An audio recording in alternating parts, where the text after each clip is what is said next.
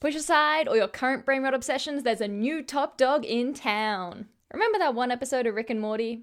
Show me what you got! What if it was gay? Okay, I'm kidding. There's more to this show than that. It's actually more like that one Rick and Morty episode plus, what if it could give you depression? For those of you who still haven't gotten around to watching Alien Stage, which I don't even know how you would do considering how much is dominating all of my social media feeds at the moment, let me catch you up. Studio Lico, a digital content company responsible for making popular manhwa like Marry My Husband, Ghost Teller, and even BTS's Save Me, teams up with director Vivinos and animator Kumeng, and releases a series uploaded onto Vivinos' YouTube channel over several years. The plot of this series follows the lives of several contestants in a singing contest, except in this singing contest to lose a round means to forfeit your life. The Earth has long been taken over by extraterrestrial life forms, who have enslaved the human race and turned humanity into a commodity called Ewan Ingan, roughly translated to pet human in English.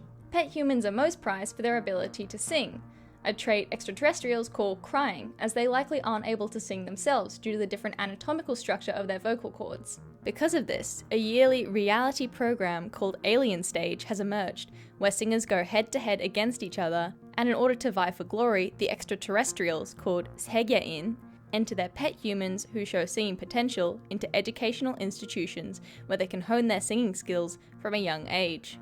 It is from one of these institutions, the kindergarten Anact Garden, that all of our 6 main characters originate.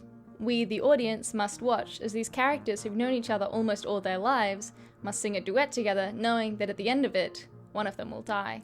And even if you do win, you have to kill or be killed again in the next round. The interpersonal relationships between these characters are very complex. But I won't go too much into that, as it would spoil the series, and I encourage everyone to go and watch the series for themselves.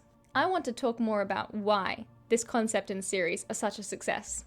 And it comes down to a few main things. The art is as gorgeous as it is tragic, the internet loves angst, and the musical aspect really elevates the whole experience. But before I talk about any of that, I want to talk about the Hunger Games. Why was the first Hunger Games movie so successful? It takes the concept of a battle royale far beyond its logical conclusion and says, what if children killing each other was not only legal, but watched and enjoyed by thousands?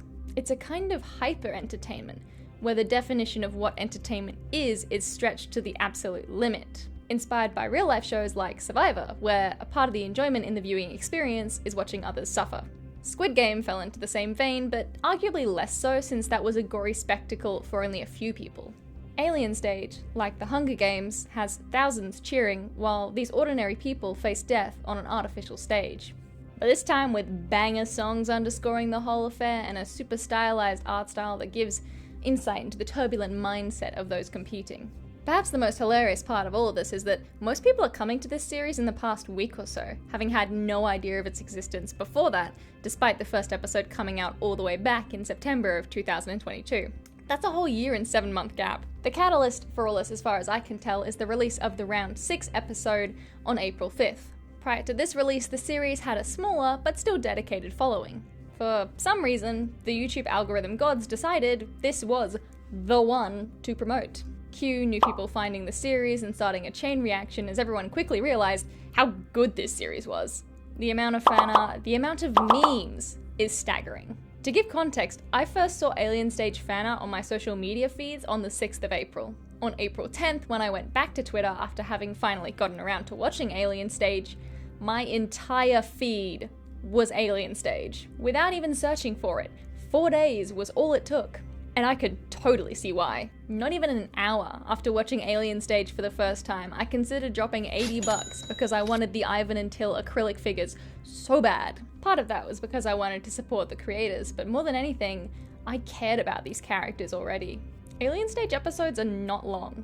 Maybe a little bit longer than your average music video each, and there's not yet that many of them. In total, there's less than 30 minutes of video content that make up the series so far.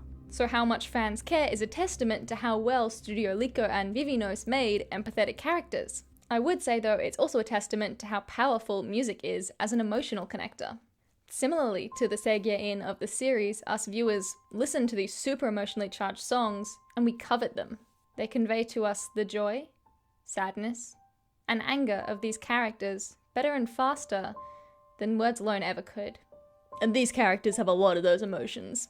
Unlike the Hunger Games and Squid Game, these characters don't ever directly face each other. They just sing together, and whoever moves the audience less dies. So all of their emotions are going into that song. Maybe that's why the Segye-in formatted the show the way they did. Maybe they found that only when threatened with death do humans produce the most moving performances.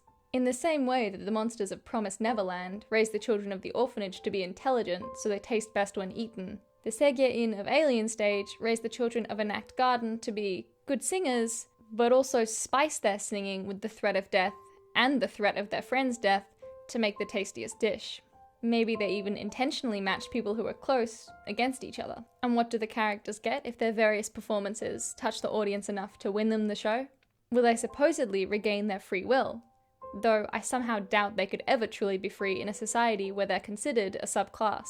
This hypothesis is proven somewhat correct, as one of the 6 main characters is a former winner of this contest, who for some reason has decided to enter the show again. None of the humans in this show are truly happy.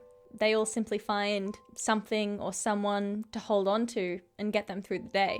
There are no outright good or bad people. They're all victims in one way or another. They've just found different ways of coping with it. Like both the Hunger Games and Squid Game, Alien Stage's message is also political in nature. Humanity has become a lower class, subject to the whims of their rulers, who slaughter them as they see fit. In many ways, the series echoes the sentiment of Bong Joon-ho's Parasite, where the real villains are not the former housekeeper and her husband, but the Park family, who treat all of their employees as disposable. This is perhaps unsurprising, given both directors come from a Korean background, and Korean society is known for having a more rigid class structure as a result of low social mobility. I don't know how this series is going to end. Already it's thrown us curveball after curveball. We can't even be sure that there will be a person alive left to win Alien Stage. As they've shown us, no character is safe. One thing you can be certain of, just like all the other pieces of media I've referenced, it's gonna end in flames. What was my point in all this again? Oh yeah, Alien Stage is amazing. Go watch it.